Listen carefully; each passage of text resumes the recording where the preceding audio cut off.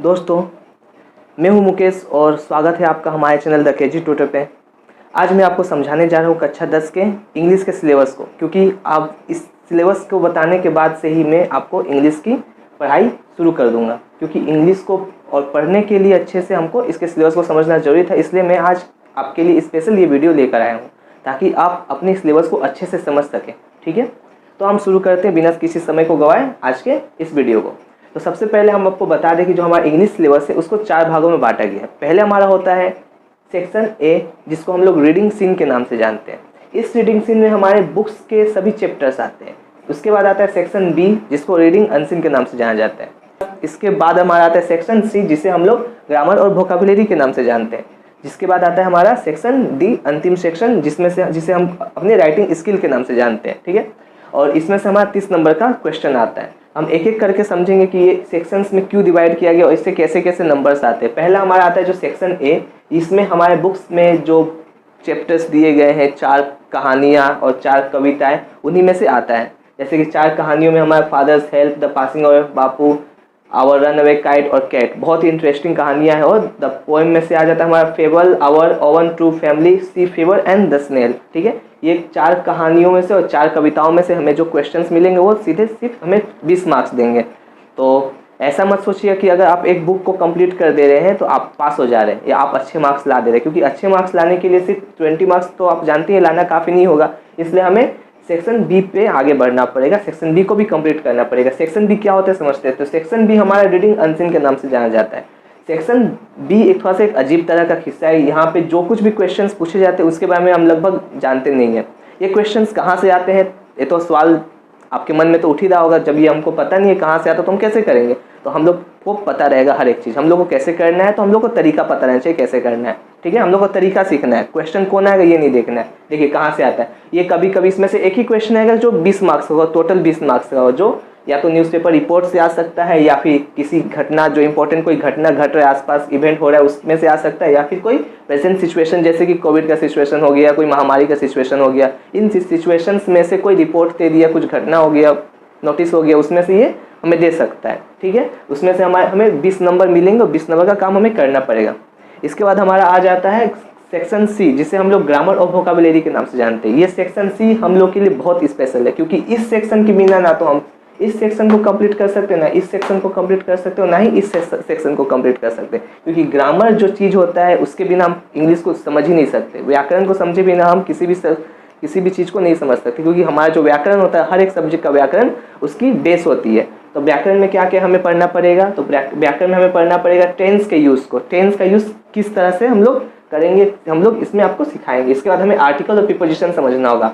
वैसे तो article prepositions के लिए हमें नाउन, प्रोनाउन और प्रीपोजिशन पढ़ लेना ही काफ़ी है, लेकिन हम आपको पार्ट ऑफ स्पीच की सारी जानकारी देंगे। क्योंकि पार्ट ऑफ स्पीच के बिना आप आर्टिकल और प्रीपोजिशन तो कर तो लोगे, लेकिन आप सही से कर नहीं पाओगे। और सही से करने के लिए आपको आर्टिकल और प्रीपोजिशन के साथ साथ आपको पार्ट ऑफ स्पीच पढ़ना होगा, अगर आप सही से करना चाहते हो, अच्छे नंबर पाना चाहते हैं।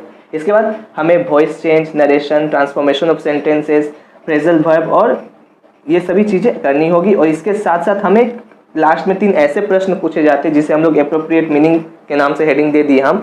मतलब यहाँ पे 3 क्वेश्चंस पूछ दिया जाएगा और आपको अनसीन में से चुन के उसे सेट करना पड़ता है। ठीक है, इसके बाद हमारा आ जाता है सेक्शन डी, जिसे हम लोग राइटिंग स्किल के नाम से जानते हैं। सेक्शन डी से हमें 30 नंबर के प्रश्न पूछे जाते हैं। पहला, या तो इसमें लेटर राइटिंग कोई दे दिया जाएगा, रिपोर्ट दे दिया जाएगा, नोटिस दे दिया जाएगा, पैराग्राफ दे दिया जाएगा।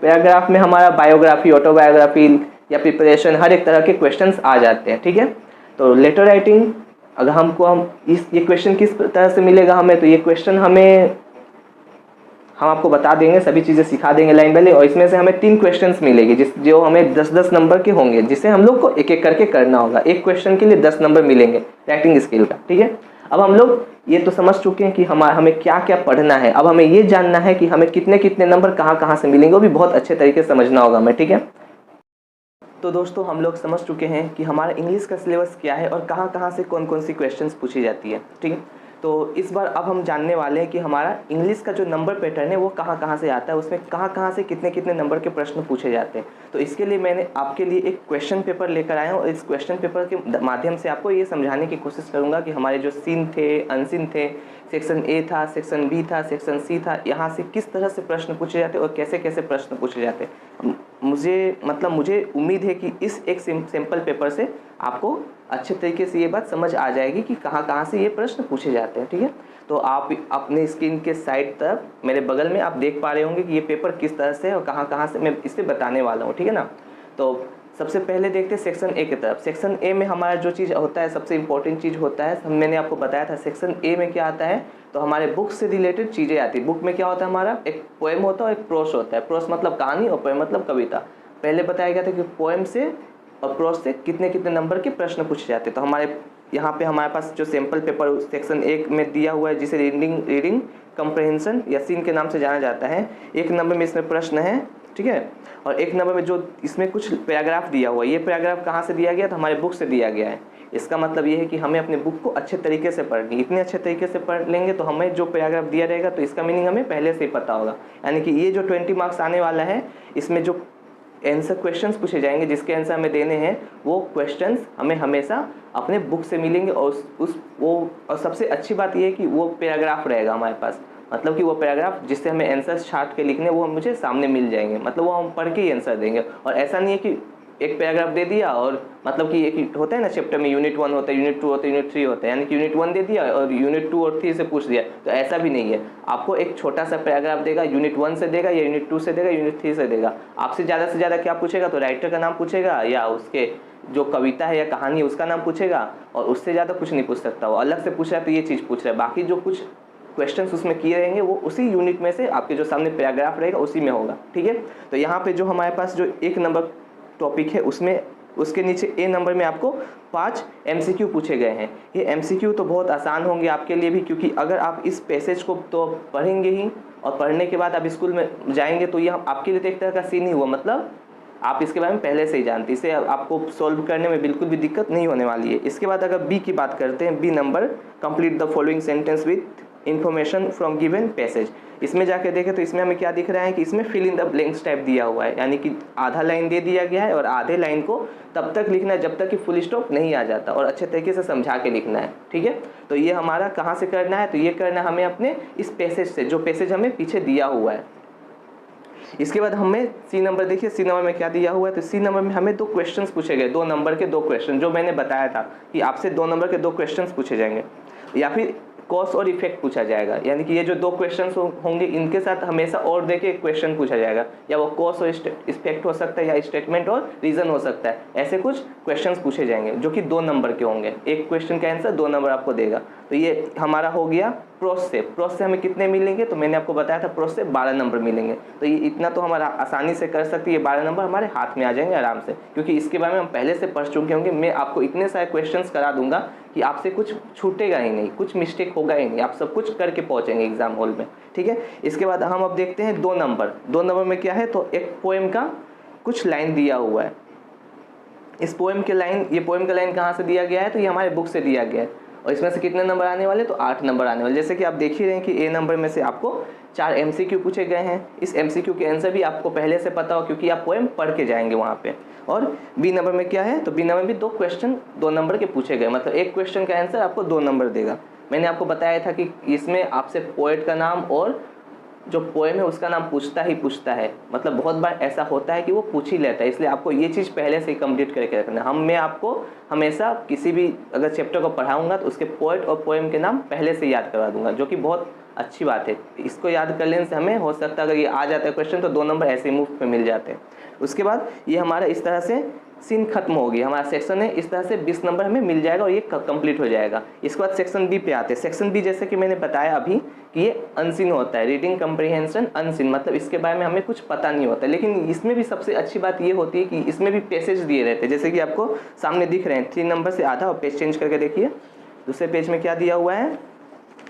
यहाँ पे भी एक पैसेज का जो कंप्लीट सेंस दिया हुआ है। यहाँ पे भी आपको जैसे बुक में दिया गया था, मतलब बुक के जो मतलब सेक्शन ए में जो मैंने आपको बताया कि सेक्शन ए में आपको पैसेज दिया जाएगा, उससे ही रिलेटेड क्वेश्चंस जो 12 नंबर के पूछे गए, और पैसेज में जो पोएम का जो पैसेज दिया गया उससे ही रिलेटेड 8 नंबर क्वेश्चन पूछे गए। यहाँ पे क्या होगा कि इससे आपको इसमें एक पैसेज दिया जाएगा और इसी में से आपको 20 मार्क्स सीधे पूछे जाएंगे। इसमें कुछ छाटा छाटी नहीं है, मतलब 12-8 नहीं, सीधा 20 मार्क्स पूछा जाएगा। आपको 20 मार्क्स के आंसर देने हैं, ठीक।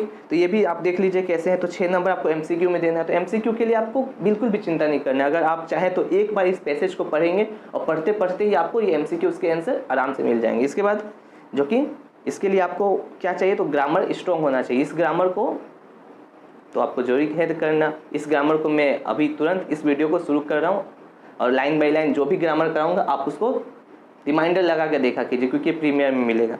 इसके बाद आपको मिल रहा है ट्रू और फॉल्स।